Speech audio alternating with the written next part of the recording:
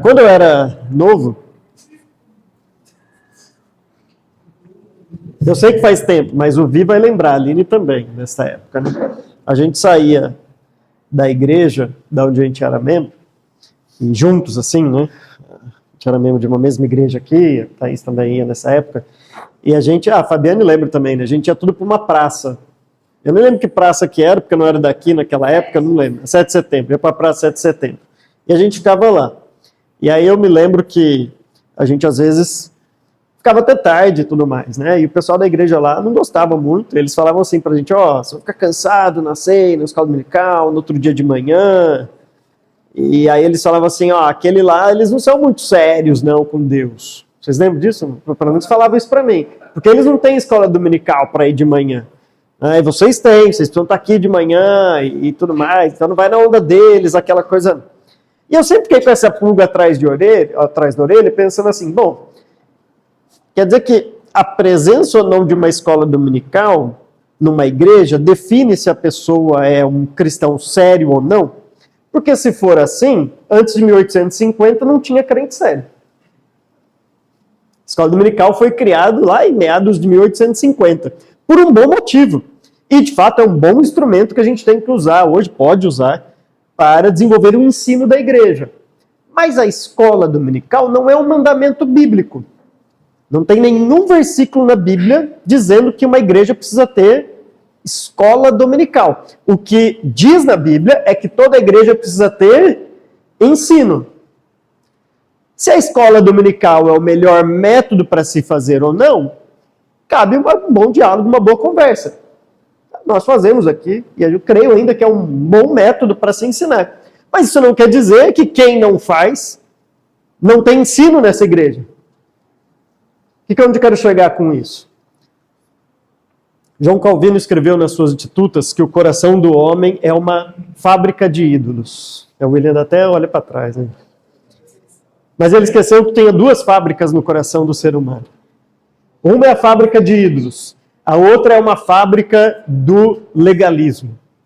É impressionante como nós somos fáceis para criar regras e lei além do que a Bíblia nos diz. Basicamente, o legalista é aquele que vai pegar princípios da Bíblia, vai pensar em como aplicar estes princípios, e a aplicação é correta, mas são aplicações de um princípio. Só que ele vai pegar vai dizer que esta aplicação daquele princípio é a única maneira de se fazer isso. E aí ele cria uma regra que não existe, porque a lei foi antes, ele está aplicando a lei, é uma regra em cima da regra. A primeira legalista da história foi Eva. Deus disse para ela, para Adão na verdade, né? Não pode comer do fruto. Aí ela chega para a serpente e diz, Deus falou para a gente não comer e não tocar também. Veja, se Eva dissesse para a serpente assim, Deus falou para não comer, e eu tive uma resolução no meu coração que se não é para não comer, eu prefiro nem tocar, ela estaria certa. O problema é quando ela diz que Deus disse para não tocar. Ou seja, ela criou uma regra em cima de onde não tinha regra. Não foi essa frase original de Deus. Esse é o problema do legalista. O legalista diz assim, eu criei uma resolução na minha vida, no meu coração, que para mim é melhor eu nunca colocar uma gota de álcool na boca. Ok, é uma excelente resolução, não é? Não tem problema nenhum com isso. O problema é quando ele diz, isso é ser crente. E ai daquele que não seguir isso, aí não é crente, não é santo. Entendeu? Foi isso que Eva fez. Quando ela diz, Deus disse isso, porque se Deus disse, virou uma lei, virou um mandamento. Este é o legalista. E por que está falando de tudo isso? Abram lá em Marcos capítulo 2. Marcos capítulo 2. Na semana passada, o Ulisses começou a explanar, a partir do versículo 23, Elisa. A gente vai ler. Ulisses começou a explanar sobre um embate que Jesus está tendo aqui com fariseus, com publicanos, com esses que estavam aí questionando algumas práticas de Jesus e seus discípulos. Nós já vimos, na verdade, que desde que Jesus chamou Levi, eles começaram a ficar meio incomodados com isso. A partir do versículo 13 do capítulo 2, Aí ele, por que vocês estão comendo aí com pecadores? Por que vocês, seus discípulos, comem aí com esses pecadores e tudo mais? Eles começam a ficar incomodados com isso. Aí o Ulisses explicou muito bem aqui no versículo 18 ao 22, que Jesus estava, os discípulos, né, de Jesus não jejuavam, como os de João Batista e os fariseus jejuavam, e mais uma vez eles ficam bravos com isso. Por que os seus discípulos não jejuam? Agora, a grande questão é, quem disse que eles não jejuavam? E quem disse que o jeito certo de fazer jejum era o dos fariseus? Percebe o legalista? O legalista é assim, a Bíblia fala para jejuar. Aí vem o legalista e fala assim, o jejum correto mesmo é de 12 horas na terça-feira, começando terça, terminando, sabe? E se você não fizer assim, por isso que é fácil ver se alguém está jejuando ou não. Porque naquele período que o judeu jejuava, os discípulos não estavam comendo. Então o judeu olhava e falava assim, opa, agora é o momento do jejum e eles estão comendo. Por que eles não jejuam? Bom, você perguntar isso para alguém, por que você não jejua, você tem que ter certeza que a pessoa não jejua. Mas jejum é uma abstinência de comida que você faz quando você... Não existe uma lei detalhando isso. O que existe é o mandamento de nós jejuarmos e orarmos. Não há um mandamento, mas os fariseus gostavam de fazer esses mandamentos, por isso que eles eram legalistas. A partir do versículo 23, então, há mais um desses embates. Este embate vai começar, o tema deste embate vai começar hoje e vai terminar semana que vem com a explanação do Lucas a respeito do comecinho do capítulo 3, que é sobre o sábado. Questão do sábado. O que estava acontecendo ali? Olhem lá, então, Marcos capítulo 2, a partir do versículo 23. Eu vou ler um versículo e vou explicar versículo por versículo. O que estava acontecendo, versículo 23 diz, certo sábado, Jesus estava passando pelas lavouras de cereal. Enquanto caminhavam, seus discípulos começaram a colher espigas. Olha a situação aqui, pronta para provocar esses judeus legalistas. O texto diz que em algum sábado, certo sábado, não importa quanto tempo passou, que sábado foi, a ideia é assim, foi num sábado, veja que Marcos só enfatiza que isso foi num sábado. Os discípulos Jesus estava passando pelas lavouras enquanto caminhavam. Agora, literalmente o texto aqui, quando fala passando, caminhando, parece que eles estavam simplesmente ali passeando, mas a ideia aqui é que eles estavam numa jornada. O termo aqui mesmo se refere a uma caminhada longa. E aí vem o grande problema. Primeiro dos problemas. Porque o judeu era expert em guardar o sábado. Do jeito deles, do jeito legalista de se guardar o sábado. Porque os judeus diziam que você só podia dar 880 passos, era mais ou menos a distância, uns 900 passos, no sábado. Mais que isso, você já estava violando o sábado. Na verdade, o judeu tinha umas 39, 40 regrinhas de como guardar o sábado. E isso estava sempre atualizando, sabe? Tipo Windows, que era atualizando. Porque toda hora eles ficavam assim, espera aí, mas isso configura ou não quebrar o sábado? E toda hora eles criavam regras sobre regras, mas oficialmente esse conjunto de 39 regras do que era quebrar o sábado. Eu me lembro, eu fiz mestrado ali no Mackenzie, né, perto da Higienópolis. Higienópolis tem uma grande comunidade de judeus morando ali. Né, tem um pessoal bom número de judeus morando ali. E eu lembro que tinha alguns professores que moravam ali também. E alguns me contaram que no dia de sábado, às vezes, um contou isso para mim, que aconteceu uma vez, ele entrou num elevador e tinha um judeu lá no elevador, esperando alguém chegar para apertar o botão do andar dele. Porque se ele apertasse o botão do andar dele, ele estava trabalhando no sábado. Então ele tinha que entrar, esperar alguém entrar, para dizer assim, você pode apertar esse botão para mim? Porque é o Shabat, eu não posso apertar o botão. Veja, isso é aquele que começa a colocar regra em cima de um mandamento bíblico. De fato, havia um mandamento para o judeu de se guardar o sábado. Mas o sábado foi criado, quando a gente olhamos lá nos dias da criação, para o descanso do ser humano. Deus trabalhou 6 dias e descansou no sábado, no 7º dia. Agora imagine só, então, um dia de descanso virou um dia de peso. Um dia que era para ser um dia de tranquilo, de relaxar, de confiar na soberania de Deus, virou um dia que você fica assim, será que eu estou trabalhando? Será que eu estou guardando? Será que eu já fiz alguma coisa? Será que eu pequei? Será que eu... É aquele pessoal que fala assim, você colocar uma máquina para bater no dia de domingo, você já está trabalhando e começa a criar regras em cima de regras. Agora veja, se um judeu tivesse uma resolução no seu coração e dissesse assim, para mim, eu vou descansar e esse meu descanso é não dar mais que 900 passos. Ok, sem problema nenhum. Ele podia ter essa resolução no coração dele e descansar do jeito que ele quiser. O importante é descansar. Esse era o mandamento ali. O problema é que o legalista é aquele que sempre vai pegar aquilo que ele decide ser bom para ele e colocar como regra para todas as pessoas. Por isso que os judeus vão ficar bravos aqui com Jesus. Os fariseus não vão gostar dessa atitude de Jesus. Mas esse não é o único problema.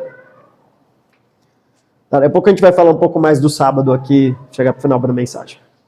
O segundo problema é que enquanto eles caminhavam, seus discípulos começaram a colher espigas. Veja, eles não estavam num campo deles, numa plantação deles, e isso de fato não era um problema.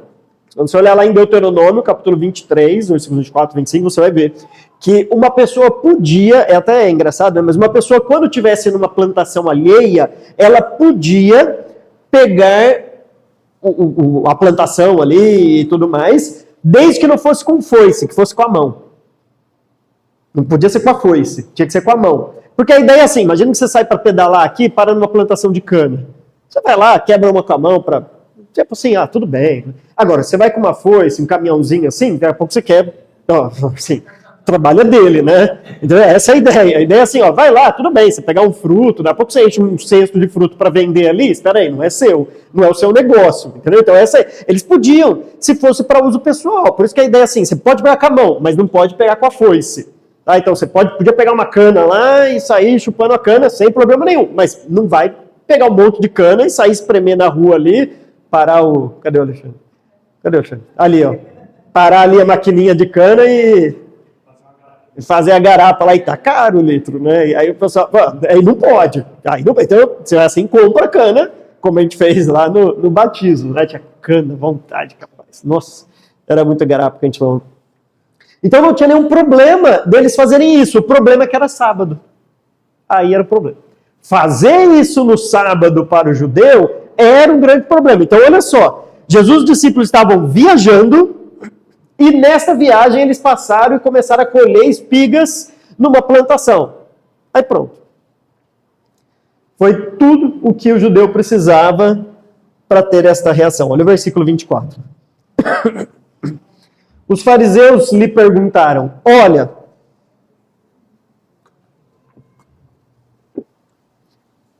por que eles estão fazendo o que não é permitido no sábado?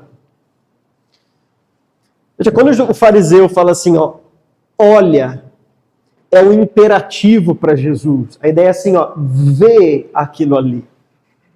Mais ou menos eles estão colocando Jesus numa encruzilhada. Jesus vai devolver a encruzilhada para eles, né, como Jesus sempre faz. Mas ele está colocando uma encruzilhada. Porque quando os fariseus falam para Jesus, olha aquilo, das duas uma na cabeça do fariseu. Ou Jesus não estava vendo o que estava acontecendo, e se ele não estivesse vendo, ele seria um mestre desleixado, sem controle dos seus discípulos, sem saber o que seus discípulos estavam fazendo, porque o mestre é aquele que educava, que acompanhava, que sabia o que seus discípulos estavam fazendo. Agora, se Jesus estivesse de fato vendo, aí ele seria aquele mestre que estava realmente desrespeitando a lei. Na verdade, não desrespeitando a lei, desrespeitando o que os fariseus achavam da lei. Então vê que ele coloca uma pegadinha para Jesus, uma encruzilhada. Olha lá o que eles estão fazendo. Está prestando atenção no que eles estão fazendo? Você está olhando mesmo? Você está atento para o que eles estão fazendo? Eles estão fazendo algo que não é lícito, que não é permitido fazer. Guarda essa palavrinha, permitido, talvez na sua Bíblia está lícito, porque na semana que vem Jesus vai devolver a pergunta para eles. E vai colocá-los também numa encruzilhada. Tá? Mas aqui ele simplesmente diz, olha, por que eles estão fazendo o que não é permitido no sábado? Então veja, Jesus podia colher espigas, ele não estava desrespeitando a lei, e Jesus em nenhum momento aqui está desrespeitando um mandamento ou desobedecendo um mandamento que dizia, não tem nenhum mandamento lá no Antigo Testamento dizendo que não podia colher espigas no sábado e nem viajar no sábado. Isso tudo é o que o judeu colocou como regra em cima da lei. Então Jesus não está pecando aqui, ele não está errando, ele não está cometendo nenhum erro, quebrando nenhuma lei, nenhum mandamento. O que ele estava fazendo é provocando e de fato indo contra ao que os judeus pensavam da guarda deste sábado. Então, como eu disse, o sábado no Antigo Testamento foi dado para um descanso do ser humano, para um tempo de confiança em Deus, de que de fato eu trabalhei 6 dias e agora Deus fornece. Enquanto eu durmo, Deus continua trabalhando. Enquanto eu descanso, eu confio que é Deus que vai prover tudo isto para mim. Tá? Mas o fariseu, você está colhendo espigas, você não está confiando em Deus. Se você não está confiando em Deus. Se qualquer coisa que você faz, você não confia mais em Deus. Jesus então dá uma resposta dupla, baseada em 2 princípios. O primeiro, ele vai olhar para a vida de Davi. E depois ele volta mais ainda para a criação. E a gente vai ver o que Jesus quer com isso. Ele diz assim, então, versículo 25. Ele respondeu, vocês nunca leram o que fez Davi quando ele e seus companheiros estavam necessitados e com fome? Nos dias do sumo sacerdote Abiatar, Davi entrou na casa de Deus e comeu os pães da presença, que apenas aos sacerdotes era permitido comer, e os deu também aos seus companheiros. Essa história está lá no primeiro livro de Samuel, no capítulo 21, a partir do versículo 2. Se você dá uma olhada lá, você vai encontrar a história de Davi. Ele estava viajando a pedido de Saul, o então rei. E isso é uma nota importante. Davi ainda não era rei naquela época, mas já havia sido ungido para ser o rei. Isso é importante, porque Jesus vai selecionar uma história na vida de Davi e depois ele vai utilizar esse gancho como se ele, de fato, tivesse passando por aquilo que Davi passou ali. Ele está fazendo uma conexão com Davi, dizendo que se Davi passou por isso, quanto mais eu então não posso passar por isso. Ele está fazendo essa conexão entre ele e Davi. Lembra que Marcos está mostrando para a gente mesmo que o rei está chegando. Este rei que serve, mas é um rei, e ele está vindo, e ele está chegando, por isso que os demônios estão todos à flor da pele ali e tudo mais. E este rei é o filho de Davi. Então lá em 1 Samuel 21, conta a história que Davi estava em viagem a pedido de Saul, e aí eles estão lá com fome, na viagem longa, aí eles chegam até o sumo sacerdote, mas se você der uma olhada lá em 1 Samuel 21, o sumo sacerdote da história é Abimeleque. E aqui Jesus fala Abiatar, mas calma, calma. A não ser que você seja aqueles que quer encontrar pelo em ovo, sabe? Jesus não conhecia o Antigo Testamento, Jesus errou aqui e tudo mais, onde já se viu e tal, tá bom? Calma, calma. Porque, primeiro, a expressão no tempo de não está no original, e eles tinham uma forma de referenciar diferente da nossa. Tá? Não era aquele negócio igual a gente faz referência, igual tipo monografia, né? Colocando a nota de rodapé ali, com precisão, se você citar alguma coisa diferente. A citação que eles faziam era mais livre. E se você olhar na história, Abimeleque, ele de fato era pai de Abiatar, né? Abimeleque, de fato, ele é aquele que vai acolher Davi ali, vai permitir que eles comam aqueles pães da presença, os pães da presença, mas por causa disso ele morre logo em seguida. E Abiatar assume no seu lugar, e Abiatar vai ter um papel muito importante na vida de Davi. Vai ser aquele sumo sacerdote que várias vezes está auxiliando, ajudando, colocando a estola sacerdotal para consultar o Senhor. Então a vida de Davi é muito mais ligada a Abiatar, e as coisas acontecendo assim, muito rápidas. Abimeleque ajuda Davi, depois ele já é morto por Saul por ter feito isso, e entra Abiatar. E Jesus está falando assim, naquela época, ele não está dizendo que Abiatar era o sumo sacerdote. Ele está falando, na época, naquele período ali, aconteceu isso. Então, tem uns que gostam de, por causa dessas coisinhas, falar assim, tá vendo? A Bíblia tem erros e tudo mais.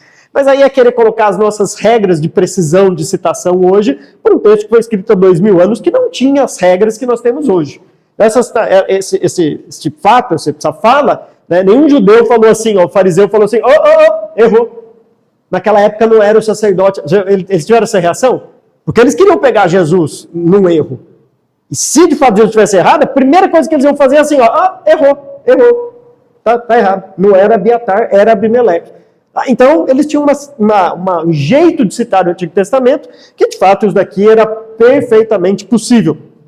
Aqueles pães que ficavam ali, chamados pães da presença, eram os pães que ficavam por 7 dias ali, tá, disponíveis para relembrar o maná, tudo aquilo que Deus sustentou o povo no deserto, e depois de 7 dias eram trocados, e só os sacerdotes podiam comer aquele pão.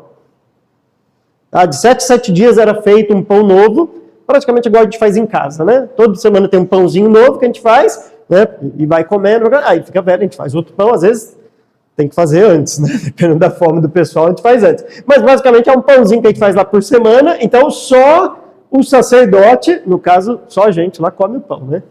Não, brincadeira, se for convidado um dia, você vai comer o pão também em casa lá. Mas aí só o sacerdote podia comer.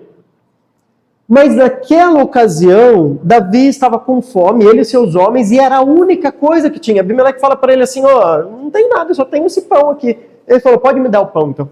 Abimeleque vai lá e ajuda ele e dá o pão para ele comer. Aliás, há muitos comentários judaicos sobre aquele trecho, e eles fazem uma ginástica enorme nos comentários judaicos para meio que desculpar Davi. Porque na cabeça deles, Davi não podia ter feito aquilo. Mas ele fez. E ele não só fez, como Jesus aprova o que ele fez aqui e usa como exemplo aquilo que ele está dizendo também. Então há vários comentários judaicos dizendo assim, não, na verdade Davi, e aí eles começam a desculpar, porque para eles Davi era o grande rei lá do Antigo Testamento, maior até que Salomão, e eles tentam desculpar o que Davi fez aqui. Mas o fato é que Jesus chega então e diz, nos dias do sumo sacerdote Abiatar, Davi entrou na casa de Deus e comeu os pães da presença, que apenas aos sacerdotes era permitido comer. Eita. E os deu também aos seus companheiros.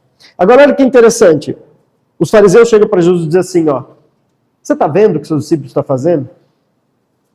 Você está olhando o que seus discípulos estão fazendo? Aí Jesus chega para ele e fala assim, vocês não estão lendo, não? Vocês não estão lendo a Bíblia? Vocês não estão lendo o Antigo Testamento? Veja que há um contraste aqui, né? Os fariseus chegam para Jesus e falam assim, vê lá os seus discípulos. Jesus fala, leia aí a sua Bíblia. É isso que ele está dizendo. Aí então ele fala assim, vocês não leram o que fez Davi? Está disponível aí para vocês nas sinagogas, leiam lá o que fez Davi. O que Jesus está dizendo aqui, basicamente, já viu o julgamento americano? Como funciona? O julgamento americano é assim, a lei dos Estados Unidos é diferente do Brasil. É uma meia dúzia ali de... Aqui no Brasil, nossa, você conhecer a Constituição, você demora uma vida para você conhecer. Mas lá é curto, é curtinho, acabou, não tem muita coisa.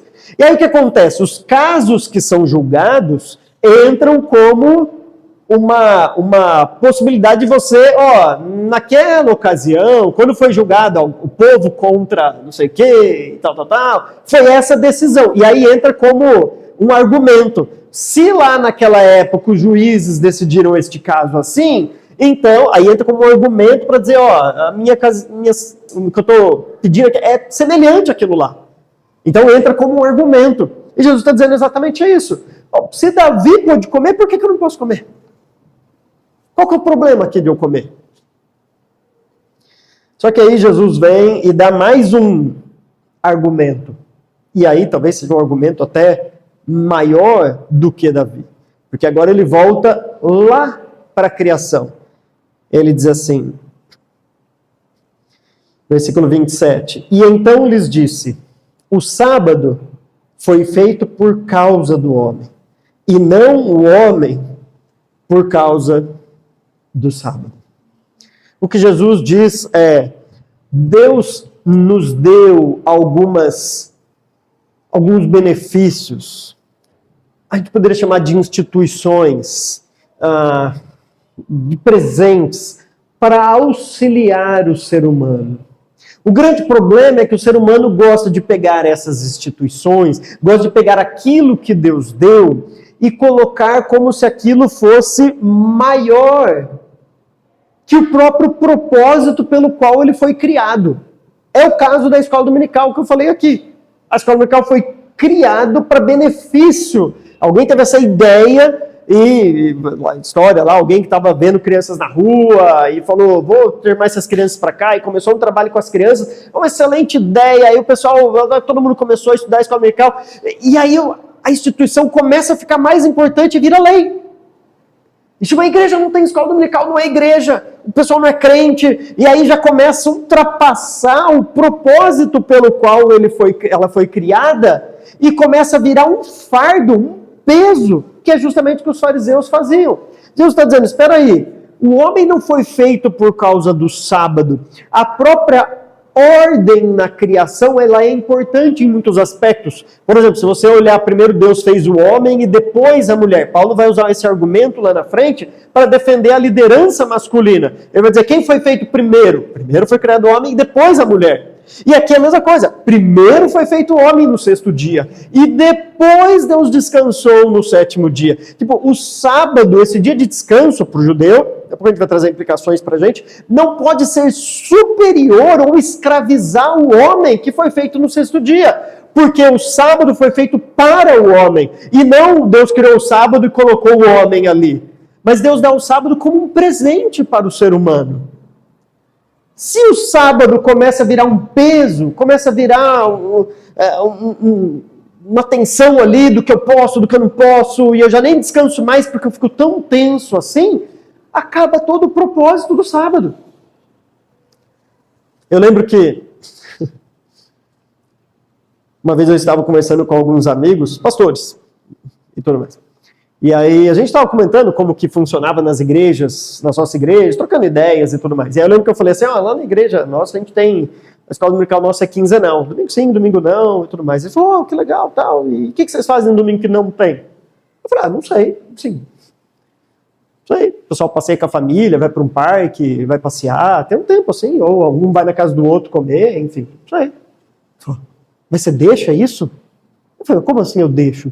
Não, se não tem escola dominical, assim, eles têm que fazer uma coisa em casa, tem que, sei lá, fazer um culto doméstico no horário, tem que, não pode fazer um culto doméstico à tarde, passear de manhã, não, mas, tipo assim, não entrava na cabeça deles a ideia de que, mas peraí, Deus deu o domingo para nos servir, e não virar um peso.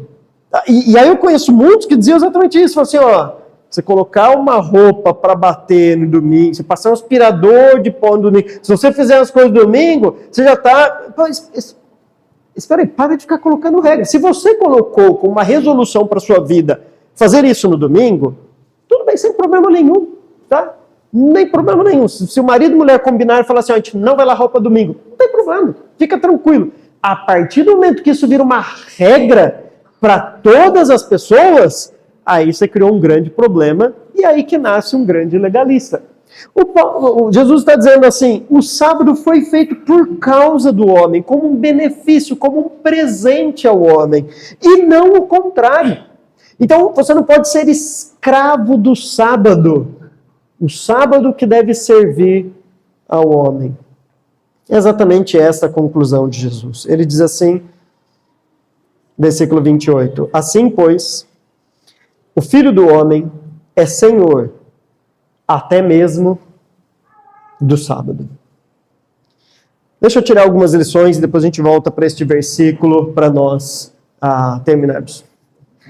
Bom, quando nós olhamos para o Novo Testamento, embora o sábado, no Antigo Testamento, foi criado para esse dia de descanso, e Deus instituiu um dia, de fato, que fosse o sábado, que fosse o sétimo dia.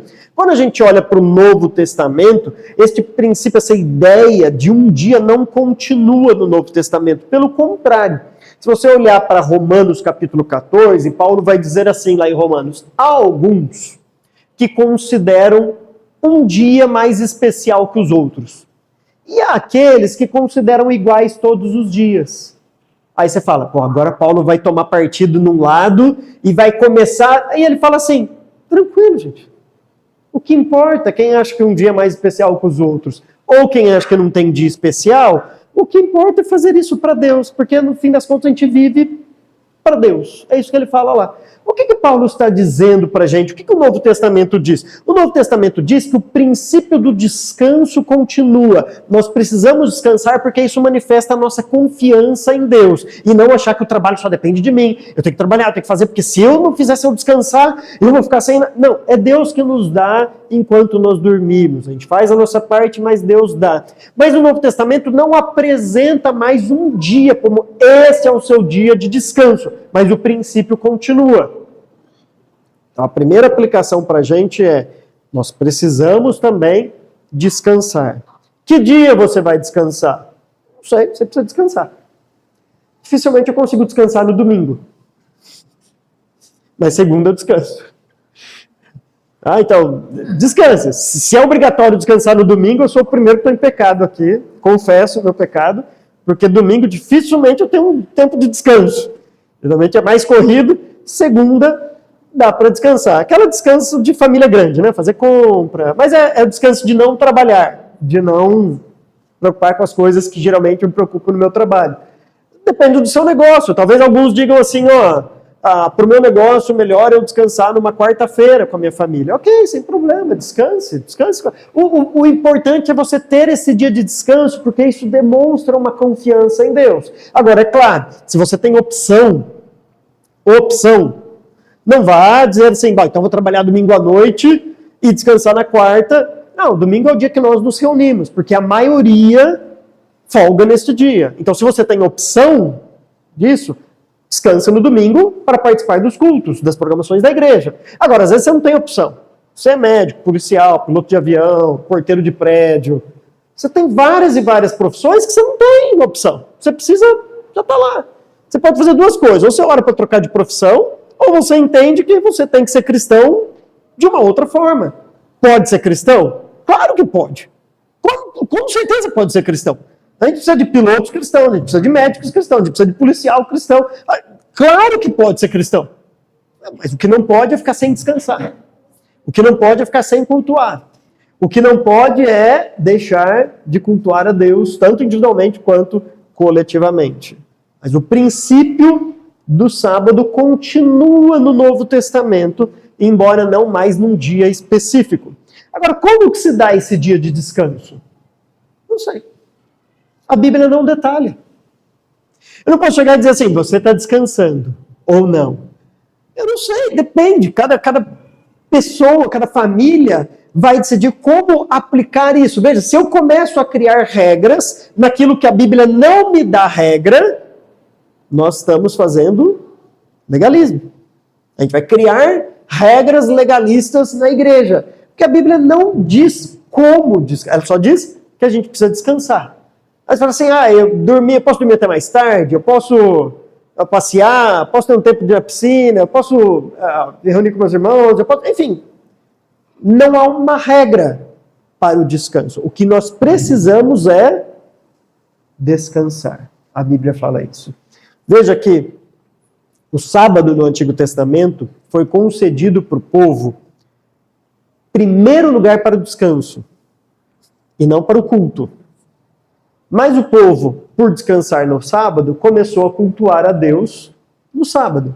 Mas se você olhar para todos os textos da lei que falam sobre o sábado, desde Gênesis, Êxodo, o sábado é sempre o descanso. Assim como Deus trabalhou 6 dias e descansou no 7º, assim também trabalhe o homem 6 dias e descanse no 7º. Mas claro que, se está todo mundo livre, vamos reunir para cultuar a Deus. O que o Novo Testamento vai mostrar é que nem o culto precisa ser no domingo. Não há um dia mais especial que os outros. Se a nossa igreja fosse formada por médicos que trabalham na folga ou na quarta, imagina uma igreja só de médicos que trabalham na quarta. Com certeza está todo mundo doente. A gente podia muito bem falar, nosso culto vai ser de quarta-feira. Não tem problema nenhum. O que não pode ficar é sem o descanso e sem o culto a Deus. A segunda aplicação aqui, a segunda lição que a gente tira, é que quando Jesus vai dizer então que ele é também Senhor do sábado. Quando Jesus diz isso, é porque ele deve olhar para tudo que ele já falou e dizer que ele é Senhor de tudo aquilo também. Porque ele fala assim no finalzinho: assim, pois, o Filho do Homem é Senhor até mesmo do sábado. E por que ele diz até mesmo? Porque o sábado era aquilo que era mais importante para o judeu. Jesus está dizendo assim, ó, se eu sou o Senhor daquilo que é o mais importante para vocês, daquilo que é o pecado mortal, violar o sábado, significa que eu sou Senhor de todas as outras coisas também. Eu sou o Senhor dessa espiga que eu acabei de pegar, eu sou o Senhor dessa plantação aqui, eu sou o Senhor de Davi que pegou a espiga, eu sou o dono de tudo, até mesmo do sábado. Deus é dono da nossa vida. Jesus Cristo é Senhor das nossas vidas, é Senhor do nosso trabalho, é Senhor dos nossos relacionamentos, é Senhor talvez daquilo que você considere aquilo que é mais importante, que é difícil entregar nas mãos de Deus. Sabe aquilo que a gente reluta em entregar nas mãos de Deus? Alguns são o trabalho, alguns são os filhos, alguns são os relacionamentos, enfim, a gente tem dificuldade de confiar que de fato Deus é Senhor sobre aquelas coisas. Alguns talvez podem até ser o evangelismo. Tem gente que acha que depende dele convencer a outra pessoa. Tem gente que acha que vai conversar com alguém, a pessoa fala assim, eu já ouvi de Cristo ali. Não, mas agora você vai ouvir de mim. Agora as coisas mudaram. Porque agora sou eu que vou falar para você. Espera aí. Cristo é Senhor até da nossa salvação. É Cristo que decide. Quando a pessoa vai crer, se vai crer ou não. Cristo é Senhor sobre todas as coisas. O que nos leva, então, a essa prática de entregar tudo nas mãos dele. Se de fato ele é Senhor sobre todas as coisas, o que eu tenho que fazer não é questionar e falar, vem aí, o que você está fazendo? Está certo, é errado, como os fariseus faziam. É entender que se Cristo diz isso, se Cristo está fazendo aquilo, o que eu tenho que dizer é amém. Que assim seja. Porque ele é Senhor. E eu só obedeço. Os fariseus, olhando para Cristo colher espiga, devia dizer assim, risque isso daí da nossa lista do sábado. Porque se Cristo está fazendo, pode fazer. Ele é Senhor, nós não. Risca isso da lista de legalismo nosso. Porque ele é Senhor do sábado, e não nós. Não somos nós que decidimos como viver ou não o sábado. É Cristo que decide como fazer as coisas. Então, com isso, Jesus está dizendo que ele é Senhor de Davi, como ele disse, o filho de Davi, e é Senhor também do sábado. Porque ele criou o sábado, ele criou todas as coisas. Irmãos, nós somos muito expert em criar regras e virar legalistas. Isso é muito mais fácil do que a gente imagina. Talvez você tenha tomado, e eu espero que você tenha feito isso, todo mundo deveria fazer isso, algumas resoluções para a sua vida. Coisas que você decide ser o melhor para obedecer a algum mandamento bíblico. E de fato a gente tem que fazer isso. Nossa vida é feita de resoluções, de votos, decisões que nós fazemos diante de Deus. Se você fez isso, amém por isso. Se você nunca fez isso, faça isso. Mas nunca imponha isso para a vida de outra pessoa. Porque talvez ele tenha um jeito diferente de obedecer ao mesmo princípio, ao mesmo mandamento. O mandamento tem que ser obedecido, o princípio tem que ser obedecido. Mas de que maneira isso vai ser obedecido, quando Deus não detalha exatamente o que deve ser feito, nós temos que entender que há esta liberdade de praticarmos de maneiras distintas. E a gente precisa aprender, então, a respeitar essas maneiras e essas diferenças de obedecer a estes mandamentos. Eu espero que Deus nos ajude a guardar esta palavra e especialmente a entregar tudo nas mãos dele. Se de fato ele é Senhor do sábado, Senhor de todas as coisas, de fato que tudo seja para a honra e glória dele. Na semana que vem, Lucas vai continuar esta ideia do sábado, guardam este conceito, e aí vocês vão ver Cristo virando o jogo. Vocês fizeram uma pergunta para mim, agora responde essa aí. Mas daí vocês vejam semana que vem com o Lucas. Vamos orar, irmãos. Senhor, obrigado por mais esse trecho, esses parágrafos que nós estudamos aqui sobre Marcos, nós agradecemos a Ti pela Tua palavra e obrigado, Deus, porque o Senhor Cristo é Senhor sobre todas as coisas, é dono sobre tudo e todos, e nós agradecemos a Ti, Deus. Obrigado porque nós servimos a este Senhor, a este Rei que governa e domina sobre todas as coisas.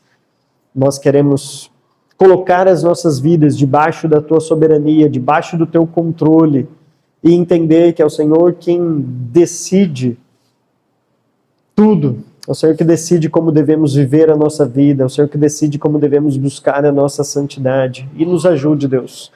Nos dê sabedoria para tomar essas decisões, as resoluções dos nossos corações, a fim de buscarmos realmente uma vida santa, debaixo do Teu controle, debaixo da Tua soberania. Essa é a minha oração, pela minha vida, pela vida da igreja aqui, Deus, em nome de Jesus Cristo. Amém.